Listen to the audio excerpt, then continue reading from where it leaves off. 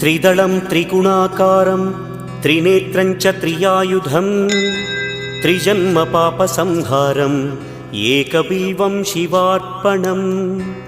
त्रिशाखैः बिल्वपत्रैश्च अच्छिद्रैः कोमलैः शुभैः तव पूजां करिष्यामि एकबिल्वं शिवार्पणम् कोटिकन्या महादानं तिलपर्वतकोटयः काञ्चनं शैलदानेन एकबिल्वं शिवार्पणम् काशीक्षेत्रनिवासं च कालभैरवदर्शनं प्रयागे माधवं दृष्ट्वा एकबिल्वं शिवार्पणम् इन्दुवारे व्रतं स्थित्वा निराहारो महेश्वर नक्तं हौष्यामि देवेश एकबिल्वं